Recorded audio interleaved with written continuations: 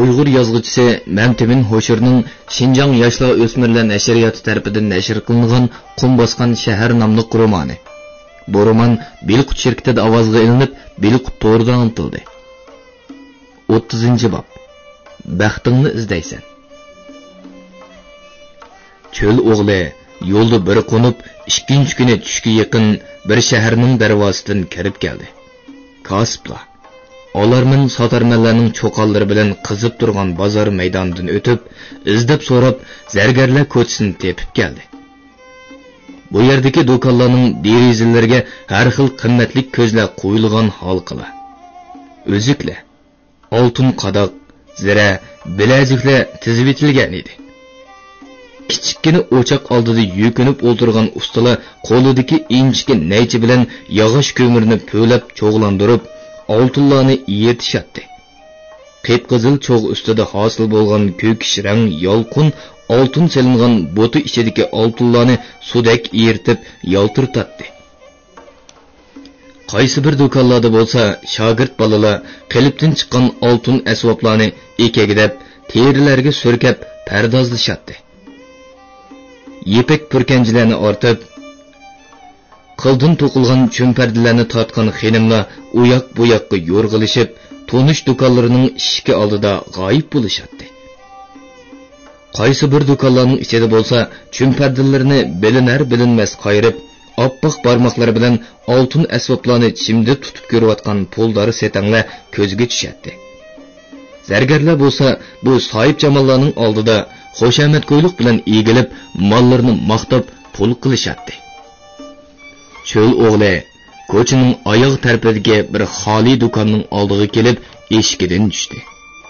Eshakni eshik oldiga qoldirib, salom bilan do'konga kirib keldi. Assalomu alaykum. Va alaykum assalom. Dedi oppoq soqolliq qeri usta o'choqning qip-qizil cho'g'i va parqirab oltin kumushlarga qaraverib, xiralishib ketgan ko'zlari bilan cho'l o'g'liga qarab. Ustining turqidan o'z kasbiga pishiq zargarlarning ekanligi bilinib turadi. Xo'sh, o'g'lim, xazinasi. Bir narsa lozimmi yoki sotadigan oltin jabduqlaring bormi? Men nomrat odamman. Besotimda mushu bir tolli tilla bor. Yaxshiroq bahoda pul to'lab elib qolasa. Cho'l o'g'li qo'ynidan tillani elib, ustining oldidagi kichik bo'lqa, ombur va nozik tarozilar turgan shiraning ustiga qo'ydi. Usta qo'llarini surtib etib, tillani qo'liga elib, uyoq bu yoqiga o'rib qaradi. Ondan taroziga selib tortib ko'rdi. Tilla uning mo'lchardikidanmi eg'irroq chiqdi. Usta tillani olqiniga og'dirib, yana uzoq salmoqlab ko'rdi-da. Cho'l o'g'lining bosh oyog'iga qaradi. Onun oldida usti-beshini qalin chang bosgan oddiy bir yigit turardi. "Ah, nimishqa o'rtirsan? Qana, o'ltira." dedi usta va injiqlab o'rnidan turib, cho'l o'g'lining ostiga bir parcha yog'oq terini tashladi. "Menga ishonsang, shu yeshimga kelguncha zargarlik qilibman. Bu xildagi tillani uchratmagan ekanman. Qara, uning sop va parqiraqligini. Bu qaysi zamonda kimlar qo'ygan tilla bo'g'iydi? To'g'ri, senmi bilmaysan? Buni menmi bilmayman. Kesib aytamanki, bu qo'yilgandan beri xazindan chiqib boqmagan tilladek qiladi. Sen nimishqa uningdan faqat bir tilla kelding? Bu tilla saqlangan yerda yana tog'orlab oltin bo'lishi mumkin-ku." Cho'l o'g'li ustining gaplarini o'ndamay angladi. Qeri usta uningga nima darkin deb chakchib qarab turardi. "Rostini aytsam," dedi cho'l o'g'li. "Seni ajablantirayotgan savollar meni hayron qoldiryapti. Men bu tillani tepib olgan. Qanday qilib? Na'nim tepib olding? Uni kim tushirib qo'yibdi-ki?" "Sana nima deb tushuntirsam bo'ladi, usta?" dedi cho'l o'g'li. "Mening ismim cho'l o'g'li bo'ladi." g'alit simka, deb g'udunshidi usta. Men cho'lda tug'ilgan, cho'lda cho'ng bo'lgan. Chiroyingdan bilinib turdi. Ana o derizangdan ko'rinib turgan qop-qora siliq narsani ko'rdingmi? U mening eshikimning tumshuqi. Bu eshak mening safardagi hamroyim. Uning bilan cho'l yo'llarini kezib mang'iman. O'zimning nemishqa mengayotganligimni, nega bordiganligimni bilmayman. Oldingi kuni kun toza qizirib turgan mezgilda eshikim bilan qumliqdagi bir to'g'riqlik ichida to'xtab oram oldim. Yetib ko'zim uyquga ketibdi. Bir chog'da uyg'onib, o'rnimdan turib qarasam, dal men yotgan yerda bir yog'och cho'chak turadi.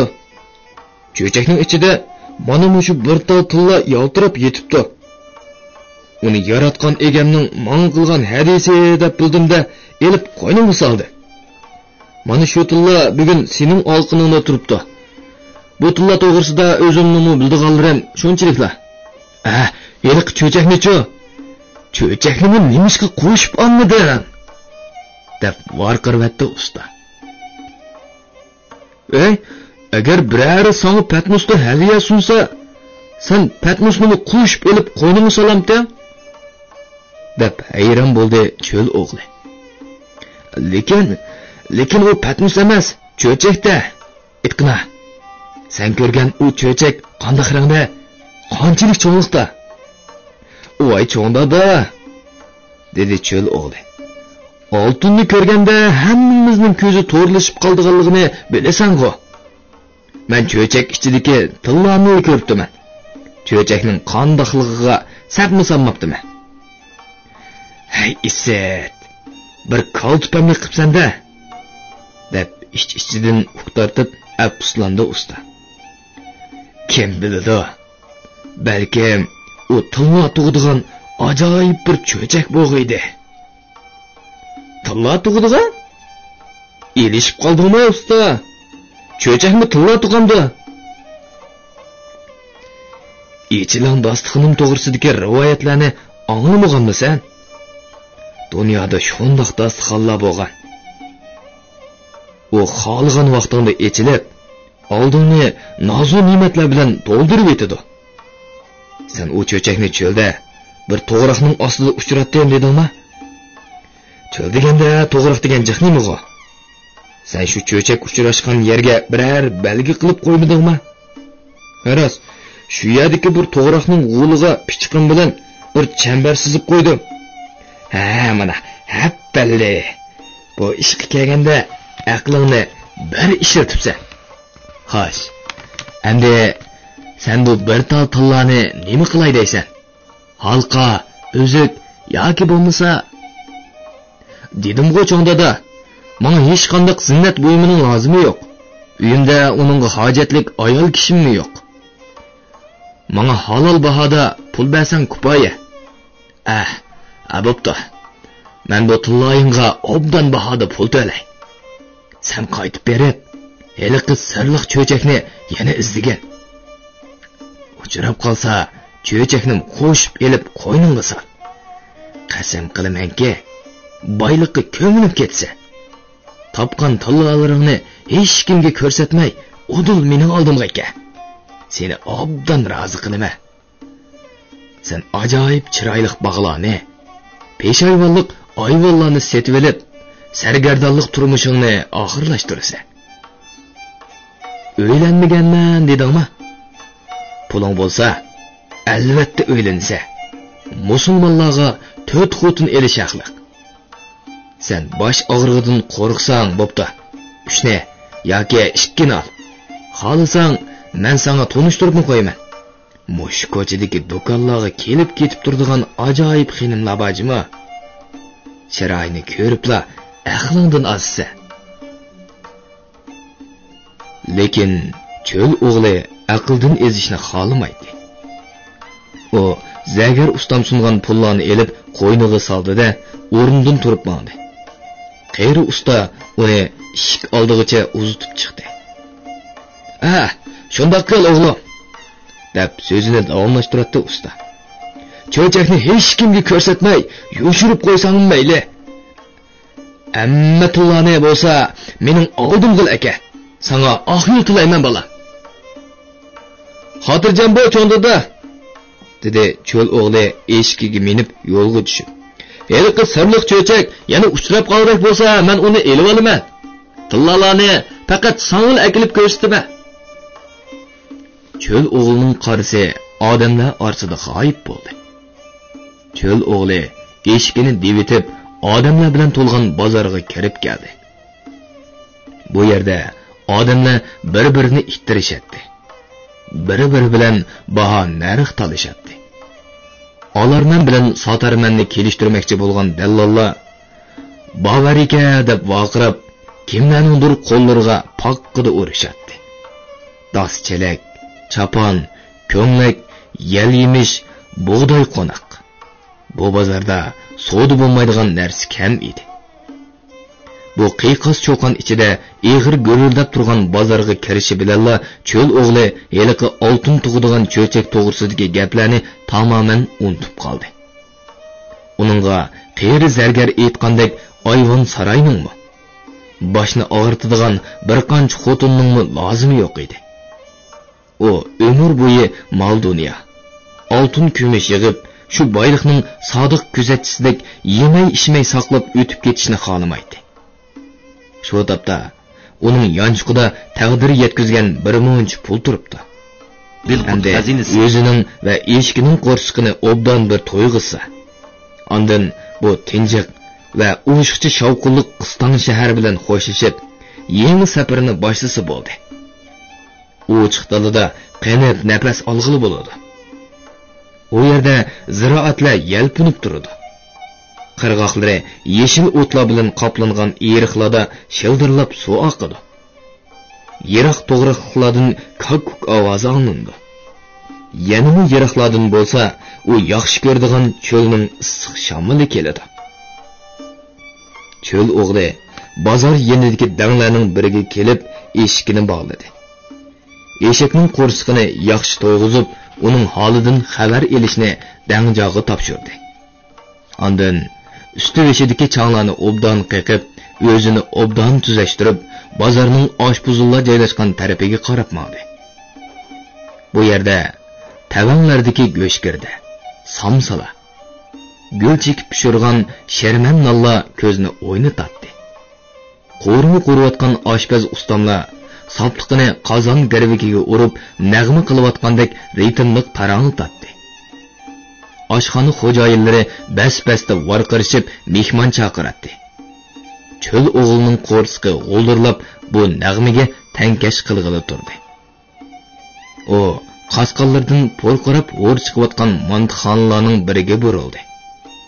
Bu yerning 5 mantisini bir odamning yeb bo'lmag'i bir gap edi. Cho'l o'g'lining qo'rsqi bo'lsa 10-15 mantini talab qilib nag'ri chalmoqda edi. Cho'l o'g'li bir nonga 10 manti buyurib, xaridorlar orasiga kirib qistilib o'ltirdi. Yumshoq non ustiga qo'yilgan nepiz jildliq mantining ustiga qormush sepib, jildsini tetib yeyishga boshladi. U yengishib turib, mantini har bir tishlaganda, mantining sho'rpisi non ustiga eqib tushadi. U oxirda qiymi go'shga nonni yo'gab yeb, qaynib choy ichib, orolli o'rnidan turdi. "Iltifotingga shukr", dedi cho'l o'g'li balvig'ining uchiga tarlarini ertib, mantixondan chiqib o'tib. "Bugun men bu shaharning bozorlarini qong'icha aylanib, dangda qo'nib, ati yo'lga chiqsam-mo bo'ladi. Dexe yangi xurjin setib olib, xurjinning ikki ko'zini molga to'ldirdigan ishim bor. Shunda qilay. Bugun bechora eshikimni obdanroq bir dami olsin." Cho'l o'g'li bozorlarni orlab bir o'stangning bo'yidan chiqib qoldi. Yog'och ko'rik yenidagi qerib beqillari kavoqishib ketgan yo'g'on so'gatning soyasida yuzini qo'yuq soqol bosgan bir ramchi uzun yaktikining pashlarini ostiga bosirib yukinib o'ltiradi. O'stang suyi ko'rik ostidan qistilib, gurildab ovoz chiqarib o'tib, do'p-do'bilak qaynamlarni hosil qilib oqmoqda edi. Ramchining ko'zlari yumilgan bo'lib, mugdayotganligi yoki xiyol surayotganligini bilgili bo'lmaydi. Onun oldidagi bir parcha palos ustida rangdor ram toshlari chechilib yotadi. "Assalomu alaykum cho'ng doda" deb salom berdi cho'l o'g'li. Ramchi kel dedi-de, beshini ko'tarib qarab qo'ymadi. "Menga atab bir ramsib baqsan. Qayerliksan?" "Ben yiroq cho'ldan keldim." "Isming nima?" "Ismim cho'l o'g'li." Ramchi bovay loppadi ko'zini ochib cho'l o'g'liga qaradi. "Cho'l o'g'li? Cho'lning cheki bo'lmaydi" deb g'udinchidi bovay. "Shundoq, men shu cheksiz cho'llik tug'ilib, shu yerda cho'ng bo'lgan." "Otang kim?" "Otamni bilmayman. Meni bir o'tinchi buvay beqib cho'ng qilgan. Uning aytishicha, o'tinchi buvamga men xuddi osmondan tushgandekla shu cho'lda uchirgan ekanman. Uni meningdan kimning bolasisan deb so'ragan edi. Qandoqdir ikki akamning meni ko'tirib mang'imni, o'zimni uxlab qolganimni, shuning o'xshash bosh oyog'i yo'q gaplarni qilgan ekanman. Rahmatli buvamning olamdan o'tganiga yildan oshdi. Mana men eshikimning ustiga ozg'ini mollarimni otib, chorshanba bozordan payshanba bozorga, payshanba bozordan shanba bozorga o'tib, bu cho'llarni to'xtamay keziman. O'zimning nemishqa shundoq oylinib yurdiganligimni, nega berib, nada to'xtaydiganligimni bilmayman. Xislatli dunyo. Davatda Ramchi bovay. Bir zamonlarda mushu cho'llarni jahon kezdi supurga deydigan bir sayyohning shundoq oylinib yurganligini bilamsan? Bilma. Sen qandoq bilasan? Deb ko'zlari nurlanib ketdi bovayning. "Anglagan" dedi cho'l o'g'li.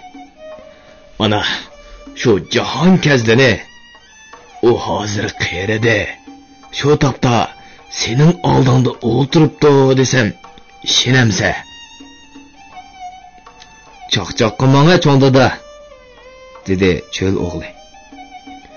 "Men anglagan hikoyalarda jahon kezdi supurga o'zining ajoyib eshigiga minib, beg'amna shaharni vayron qilgan yovlarning poytaxtiga yetib berib, to'p-to'g'ri shohning o'rdisig'iga kirganmish va shohni taxtidan so'rab tushirib, xanjari bilan uning qornini yerib tashlagan deyishidi.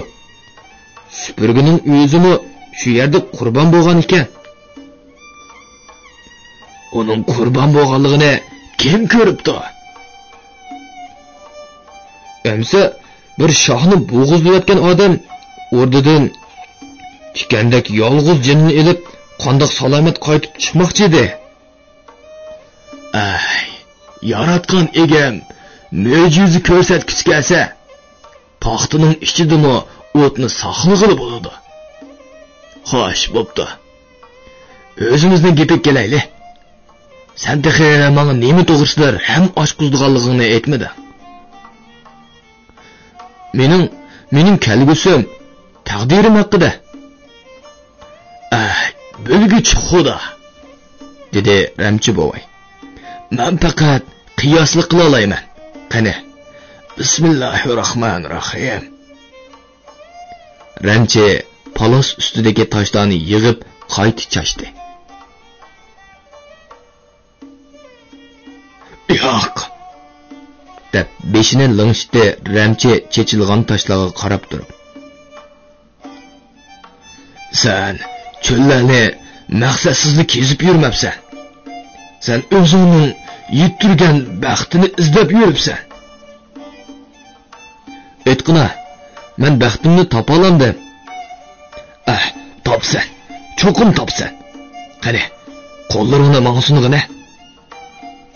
Cho'l o'g'li qo'lini Ramchiga sundi. "Yo'q, qudrat" dedi Ramchi bovay yigitning olqiniga qarab. Sening olqiningdagi nima degan ajoyib siziqchilar bu? Sen odatdagi odam emassan. Sen kuchli yo'lboshchi bo'lishga loyiq esan. Xudo shu qismatni sana yo'liqtirsa. Texi Ramchining so'zi tugamagan va cho'l o'g'limi uning so'zlarining ma'nosini hazm qilib ulgurmagan edi. Do'pirlab kelgan ikki otliq ularning qishi to'xtadi. Otliqlar otdan tushgunicha kelib, cho'l o'g'lining beshiga bir tog'arni kiygizdi. Hash-pashtigacha uni matap bog'lab ot ustiga ortishdi va otlarni o'qdak choptirib ketdi. Cho'l o'g'li ot ustida tipirlaydi, vaqiraydi. "Meni qo'yat! Nima odamsizlar? Meni nega bo'lmoqchi?" Hech kim uning savollariga javob qilmaydi. Uning quloqlariga ot tuyoqlaridan chiqqan do'pirlashlarni anglabdi. U xuddi bo'shliqda ushqandek ketib boradi.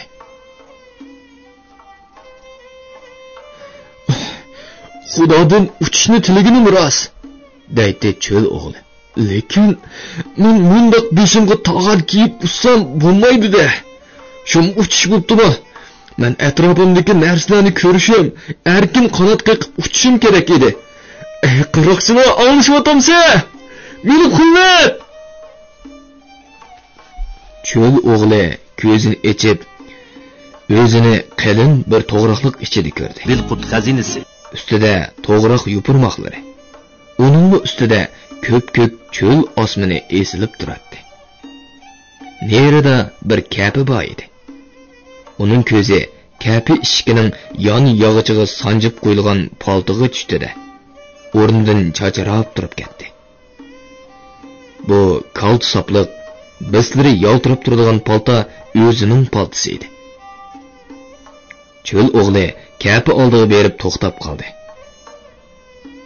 Bu tushunmidi, o'ngmidi? Kapi ichida yumshoq qumning ustida sochlarini atrofiga yeyib, eliqi jangalda uchrashgan, o'zida uningga tunji suyishni hadiya qilgan qiz yotadi. U ilgirkidakla qip-yalang'och edi. Yigitga kulimsirab, talmurgunicha qarab turadi. Bu yerda eg'iz echib gap qilishning o'zi o'shiqchi edi. Ularning ko'zlari bir-biri bilan so'zlashardi. "Yaxshimisan, yuraksiz yigit" demoqchi bo'ladi qizning ko'zlari. "Men seni yana tepib oldim" deydi. "Meni kechir" deydi yigitning ko'zi. "Men o chog'larda go'dak ekanman. Seni unutmayman" deydi. Cho'l o'g'li o'ng chiqmay bir besib, ikki besib qizga yaqinlashdi. Qizning oldiga berib tiz cho'kdi. Uning quyosh nurida mustak tovlangan badallarini siladi. Qizmo yigitni o'ziga tortib, uning kiyimlarini bir-birlab selib tashladi. Ular o'ng chiqmay mahkam quchoqlashdi. Ularning ko'z oldidan ko'k-ko'k osmon, sarg'ush qumliq, yeshil yaproq, yaxshilik, yomonlik, boylik, gadoylik va shu qiysiq kabi hamma nima g'oyib bo'lib, olam o'zining eng ibtidoiy ko'rinishiga ko'chdi. Anglayotganlar Bilqutordan anglatilayotgan ovozliq asarlar sahifasi. 31-bob. Ömerboy va Baratboy. Cho'l o'g'lining tillasini setib olgan qeri zargarning ismi Nurdin Hoji edi. Hojim yigitni uzitib qo'yib, oldirib do'konga kirdi-da, tillani yana qo'liga oldi. "Bu ajoyib oltinda nima yasash kerak? Sirg'imi, o'zikmi?" deb o'ylanib qoldi u. "Bu tillaning shu topda o't quchishibla, sinopdek erib, har qanday zinnat asbobiga aylanalishi cho'qim. Lekin bu bu saptıllarını ertiyetiş, içinişlik iştek kılıdı. Belli. Deb öz aqliga opirin etdi bir hazodan keyin. Men bu tillarni oldi bilan Sarrob Ömerboyga bir ko'slay. Agar u obdonroq pul to'lab qolsa, emgak qatmay shundoq sotqinimni tuzak. Eliqi yigit sodda, oq ko'ngil odamdek qiladi. Tilla tug'digan cho'chakni yana tepib olsa, u mundoq tillarlardan yana akilishi mumkin. Nurdun hoji qo'ziqdagi uzun parijisini elib kiyib, putiga shaqildoq kaysini sepib, do'konni oldirib quluplab Sarrob bozoriga qarab mandi. Sarrob bozori shaharning usti yepiq ko'chalarining biri deydi. Optoplik, to'pilik va vongchunlik bozordan o'tib bu Sarrob ko'chasiga kirgan kishi bu yerda jonga rohat bir solqinlik va jimjitlikni his qilib huzur oladi.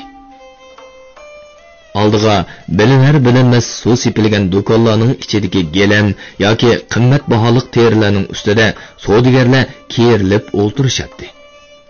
Ular savdoda kutib olish uchun bir-biriga sirliq takallub yoki ochiq tanlarni qilishadi.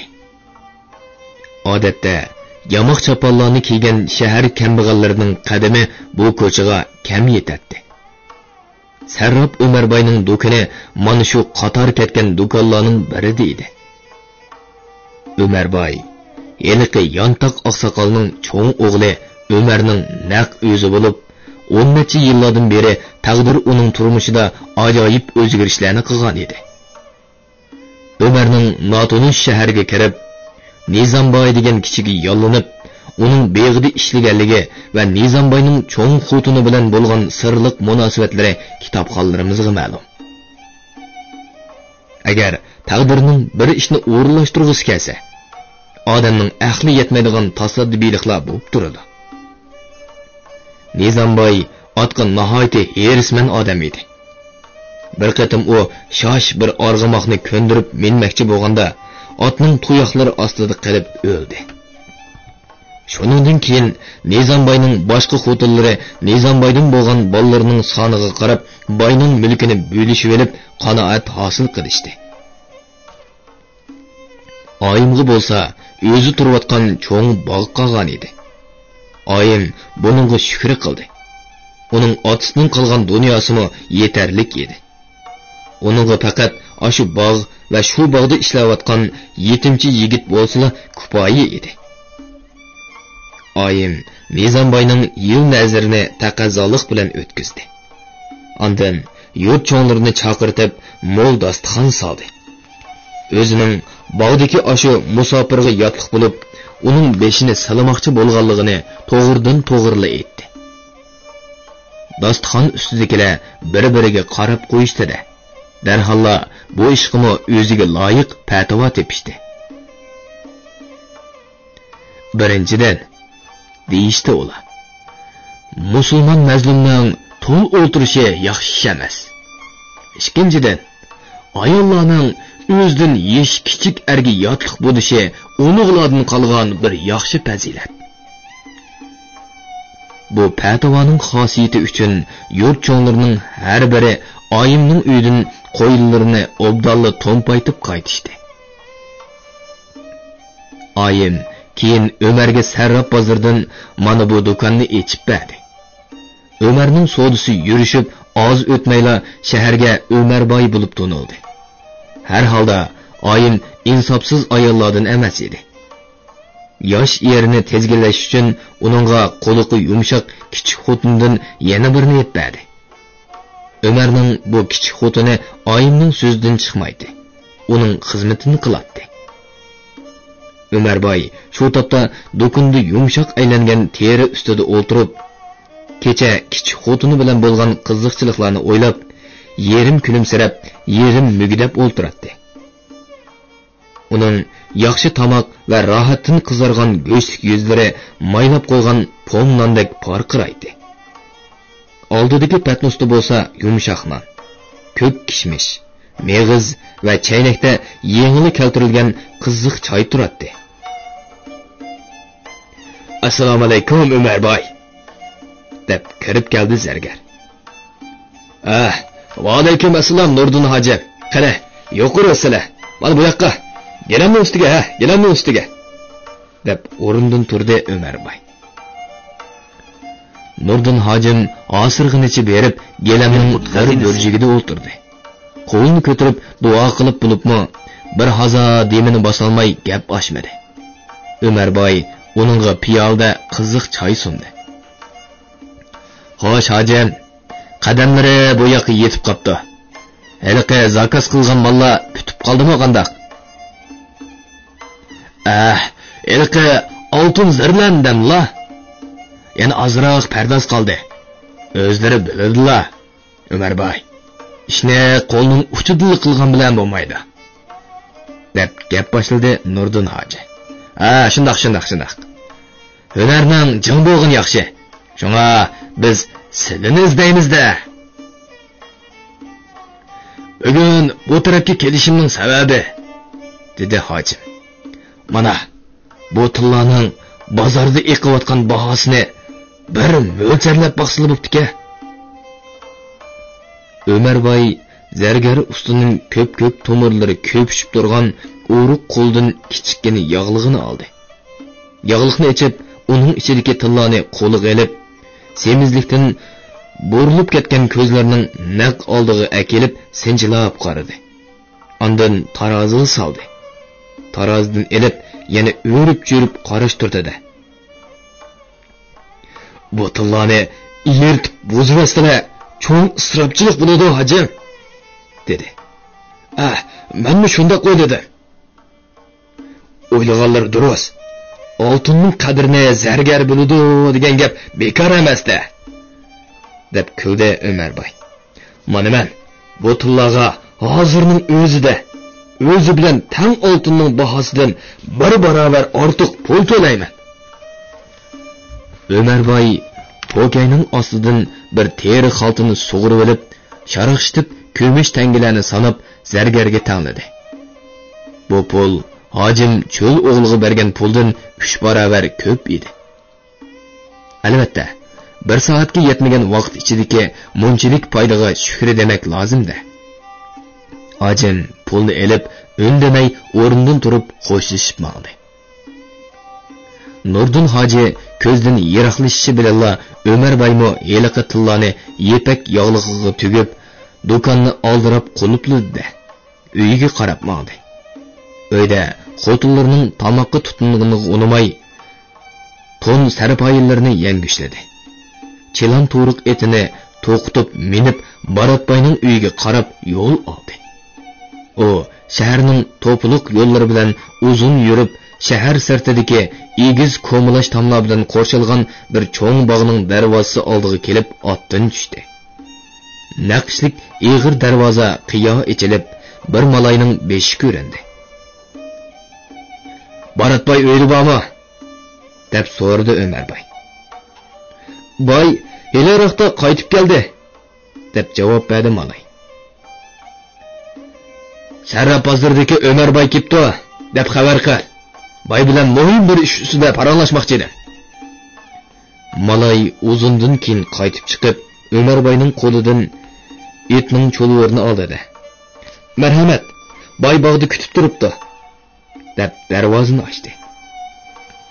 Bu Baratboy deganimiz Yantoq oqsoqolning ikkinchi o'g'li. Umarning inisi Barat edi. Baratning aksi Umar bilan ozorlashib qiydab, shaharning boshqa bir darvozasi bilan kirib kelganligi kitobxonlarga ma'lum. Taqdir uni ajoyib qismatlarga yo'liqtirdi.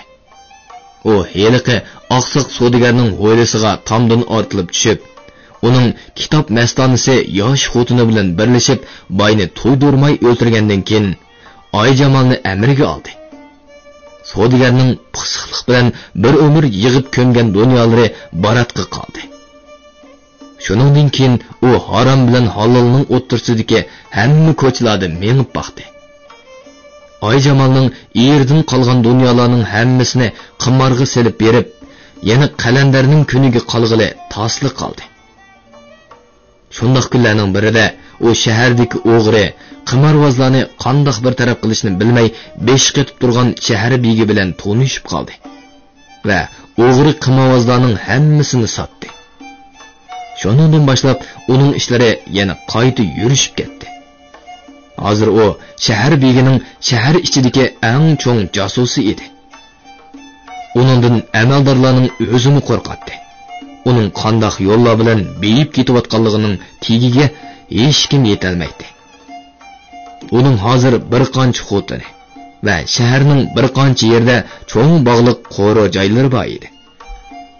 Amaldorlar hatto shahar begining o'zimi pat-pat uning dostixonada mehmon bo'lib turadi. Barat hozir shopburut, egiz, kelishgan odam bo'lgan edi. Uning yaxshi otlarni minadigan, xilma-xil qushlarni boqadigan, shahardagi donglik xonimlar bilan berish kelish qiladigan havaslardan boshqa turli allarning pullari, qadimki podshohliklarning tillalariga bo'lgan qiziqishimi yo'qri edi. Uning qo'liga bo'lsa, mundoq narsalar o'g'ri qimovoz yoki yiroq allardan kelgan savdogarning qo'lidan g'ayriy yo'llar bilan tushib qoladi.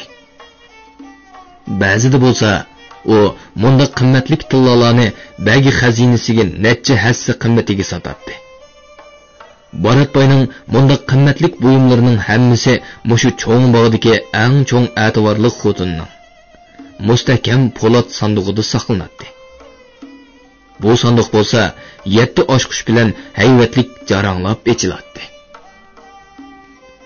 Ömerboy boqqa kirib, gulliklar orasidan ketgan shig'illiq yo'l bilan ishkirlab maqdi.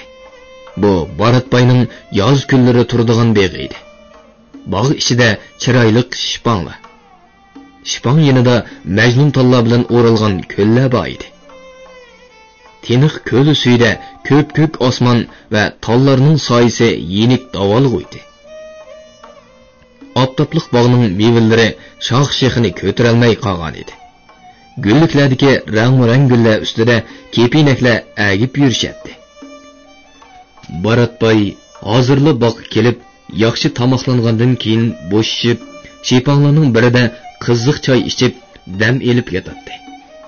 Uning ostiga yepak gelamlar, beshiga shoyilar bilan qoplangan mamux takilar qo'yilgan edi. Bir dedek uning putlarini tutib, g'o'llarini o'g'laydi. Shepongning naqshlik tuyruklariga esib qo'ygan rangdor qafaslarda qushlar sayrishadi. Malay Ömerboyni Baratboy pay yostiqlariga jaynaklab yotgan mushi shepong oldiga boshlab keldi. Assalomu alaykum. Shahrimizning to'ydiki janoblarini o'rinsiz vaqtda kelib malol qildim-mu qandaq? deb palampaylardan o'valab degudek yuqori ko'tarildi Ömerboy.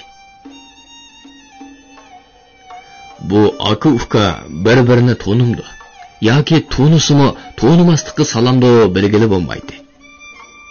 O'ttirdagi arozichilik, beshidan o'tgan ishlar, dunyoga bo'lgan osh ko'zlik ularning o'ttirsidagi qiyrindoshlik mehrini ko'tirib, har ikkisining tabiiyatini o'zgartirib o'tgan edi.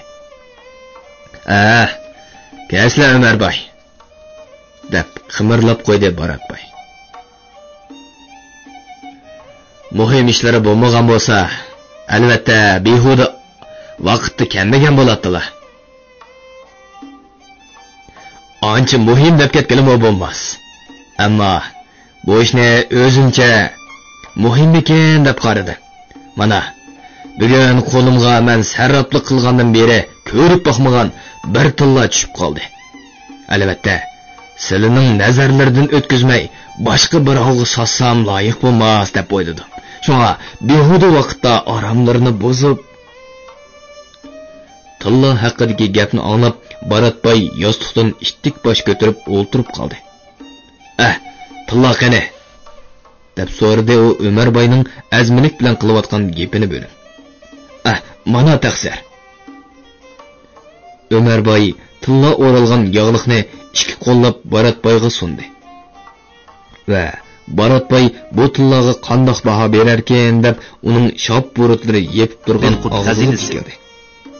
Baratboy yog'liqni ichib, tillani olqiniga og'dirdi. Ondan tillani uyoq bu yoqiga yurib obdan bir qaradi.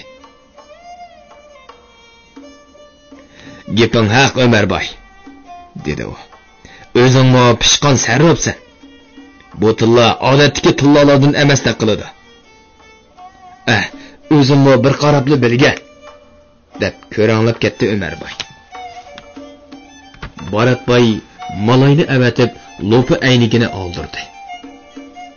Aynakni tillaning ustiga tutdi.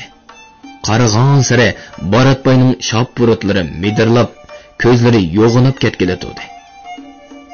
Ömerboy tillaning ustida nima karomatlar ko'rinyapti ekan deb borgan sari Baratboyning yeniga ship qop kelib, uning mo'risining ustidan qarashga boshladi.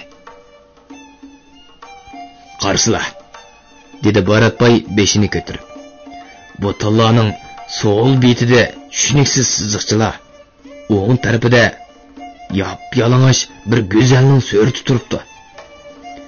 Lekin bularni ko'rmadilar balkim. Mana mavi ajoyib aynakni qarsilar, aniq ko'rdilar. Bu tilla qaysi podshohlikda, qaysi zamonlarda qo'yilgan? Bir nima demakdas? Sizlar bu tillaning farqiroqligidan nimani tushundilar? Bu oltinning soplig'ini va bu tilla qo'yilgandan beri hech qancha odamning qo'li tegmay, xazinning o'zida saqlanganligini tushundirdi. Bu tillani sizlar nerdan oldilar? Nimishqa bir tonni ko'tarib keldilar?" Bu gaplarni anglab Ömerboy o'pkisiga dam yetkazolmay qoldi. "Menga shu bir tonni akilib sotdi", dedi u duduqlab. "Kim sotdi?" "Zagar Nurdin hoji." "Ay muloza", deb vaqirda Baratboy. "Menga hozirla paytonni qetib berib, Zargar Nurdin hojim tepaka."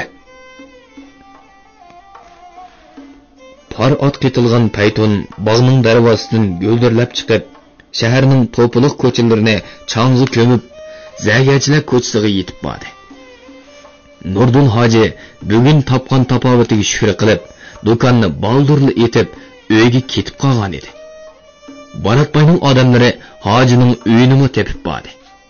Ular hojini "Nim bo'ldi, meni nega so'raysizlar?" degandek tashvishlik savollarni javobsiz qoldirib, qo'ltiqidan tutib, ko'tirib horig'iga besib, gulliklar orsidagi shiponga yarim soatga qolmay yetkazib kelishdi. Bovoy hozirg'icha gelamda yukinib o'ltirib, Baratboyning oldidagi echiqliq turgan qo'lyog'liqdagi tillani ko'rgandilar, o'zining bu yerga nima sababdan keltirilganligini tushundi. "Qog'ishdek qo'ng'aldoq, bu tillani men begning xazinasidan o'g'irlab chiqib sotgan ekan-da", degan dahshatli bir gumon ko'ngilda paydo bo'lib, chiroyidan qon qochdi. "Xo'sh, hoji", deb so'radi Baratboy. "Sening qo'lingga bu tilla qandoq tushib qolgan?" "Men uni sotib olganman", dedi Zagar holsiz holda. "Kimdan? Qandoq qilib sotib olding?" "Bugun atdiganda mana Mao Ömerboy buyurtgan oltin jabduqlarga pardoz berib o'ltiradi. Do'konimga salom berib, bir yosh yigit kirib keldi. Usti-beshi cho'ng, yiroq bir yerdan kelganda qildi. Ko'zimga xeli to'g'ri yigitdek ko'ringan edi.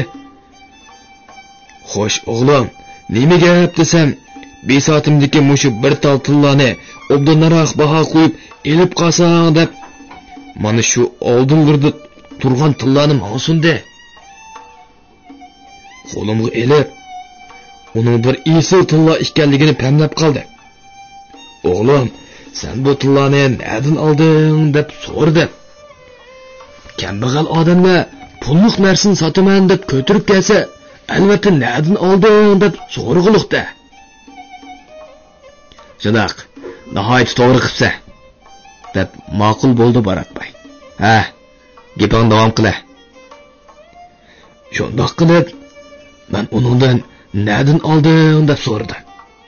U Çölde bir to'g'raqlikda uxlab qilib, uyg'onsam, yenimda bir yog'och cho'chak turibdi. Cho'chakning ichida mana bu tilla turdi. Xudoning menga qilgan hadis o'xshaydi deb oldimda qo'ynimga soldim. Mana hozir shu tilla sening qo'lingda, halol haq berib ilib qol dedi. Men uni setib oldim. Bu esil tillani buzib, jabduq qilib etishga ko'zim qiymay, Ömer Bayning do'koniga opirib ko'rsatdi. Ömer Bay o'z ixtiyori bilan menga foyda berib setib oldi. Bo'lgan ish mana shu. Yo'g'a deb varqirvatdi Barat Bay. Xudoning nomi bilan qasam ichaman deb nola qildi bechora usta. Men payg'ambarimiz oyoq bosgan ulug' joylarni ziyorat qilgan musulmonman.